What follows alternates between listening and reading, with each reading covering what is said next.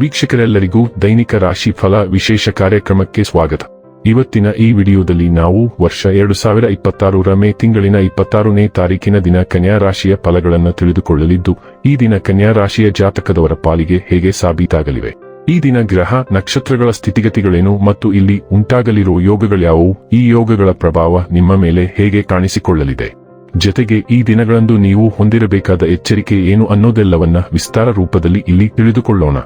ಮಾಹಿತಿ ತಿಳಿದುಕೊಳ್ಳುವುದಕ್ಕೂ ಮುನ್ನ ನಮ್ಮ ವಿನಂತಿ ಎಂದರೆ, ನೀವಿನ್ನೂ ನಮ್ಮ ಚಾನೆಲ್ ಸಬ್ಸ್ಕ್ರೈಬ್ ಮಾಡಿಲ್ಲವೆಂದರೆ ದಯವಿಟ್ಟು ಈಗಲೇ ನಮ್ಮ ಚಾನೆಲ್ ಅನ್ನು ಸಬ್ಸ್ಕ್ರೈಬ್ ಮಾಡಿ. ಹಾಗೆ ನಿರಂತರ ವಿಡಿಯೋ ಅಪ್ಡೇಟ್ಸ್ಗಳಿಗಾಗಿ ಪಕ್ಕದ ಬೆಲ್ ಐಕಾನ್ ಕ್ಲಿಕ್ ಮಾಡಿ. ವಂಶ ಪಾರಂಪರ್ಯ ಜ್ಯೋತಿಷ್ಯರು ನಂಬರ್ 1 ವಶೀಕರಣ ಸ್ಪೆಷಲಿಸ್ಟ್. ವಿದ್ಯೆ, ಉದ್ಯೋಗ, ಮದುವೆ, ಹಣಕಾಸಿನ ಸಮಸ್ಯೆ, ವ್ಯಾಪಾರ, ಆರೋಗ್ಯ ಸಮಸ್ಯೆಗಳಿಗೆ ಫೋನಿನ ಮೂಲಕ ಪರಿಹಾರ. ಇಂದೇ ಕರೆ ಮಾಡಿ. ವೀಕ್ಷಕರೇ, ಈ ದಿನವು ಮಂಗಳವಾರದ ದಿನವಾಗಿರಲಿದ್ದೆ. ಈ ದಿನದ ಕನ್ಯಾ ರಾಶಿಯ ಫಲಗಳ ಕುರಿತು ನೋಡುವುದಾದರೆ, ವಿಶ್ರಾಂತಿ ಪ್ರಮುಖವಾದ ಒಂದು ದಿನ. ಇತ್ತೀಚೆಗೆ ನೀವು ಬಹಳಷ್ಟು ಮಾನಸಿಕ ಒತ್ತಡ ಎದುರಿಸುತ್ತಿದ್ದೀರಿ.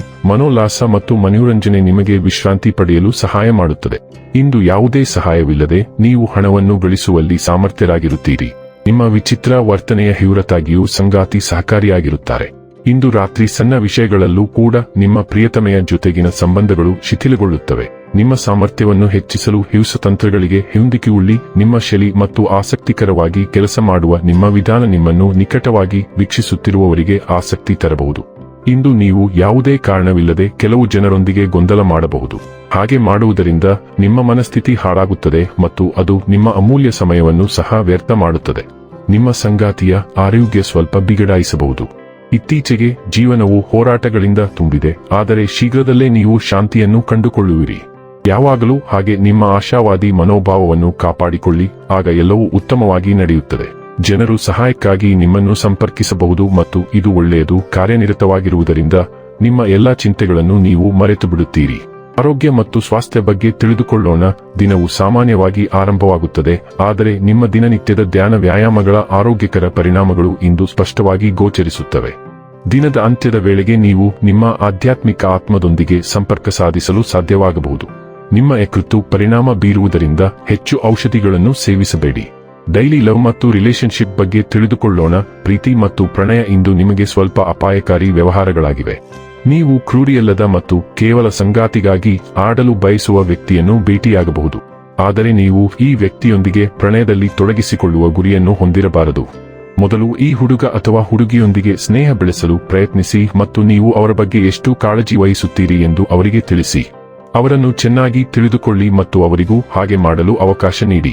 ವೃತ್ತಿ ಮತ್ತು ಹಣ ಬಗ್ಗೆ ತಿಳಿದುಕೊಳ್ಳೋಣ. ಕೆಲಸದ ಸ್ಥಳದಲ್ಲಿ ಈಗ ಪ್ರಮುಖ ಬದಲಾವಣೆಗಳನ್ನು ನಿರೀಕ್ಷಿಸಲಾಗಿದೆ. ವಾಸ್ತವವಾಗಿ ನಿಮ್ಮ ಜೀವನೋಪಾಯದ ಸಂಪೂರ್ಣ ವಿಧಾನವು ಬದಲಾಗಬಹುದು ಮತ್ತು ನೀವು ಆಶಿಸಿದ ಆದರೆ ಅದು ಸಾಧ್ಯವಾಗುತ್ತದೆ ಎಂದು ಕನಸು ಕಾಣದ ಕೆಲಸದಲ್ಲಿ ನೀವು ಕೆಲಸ ಮಾಡುತ್ತಿರಬಹುದು. ನಿಮ್ಮ ಕೆಲಸದಲ್ಲಿನ ಸಮಸ್ಯೆಗಳಿಗೆ ನವೀನ ಆಲೋಚನೆಗಳು ಮತ್ತು ಸಂಪೂರ್ಣವಾಗಿ ಹೊಸ ವಿಧಾನವನ್ನು ನೀವು ತರಲು ಸಾಧ್ಯವಾಗುತ್ತದೆ. ಅದು ಅಧಿಕಾರದಲ್ಲಿರುವವರ ಗಮನವನ್ನು ಸೆಳೆಯುತ್ತದೆ.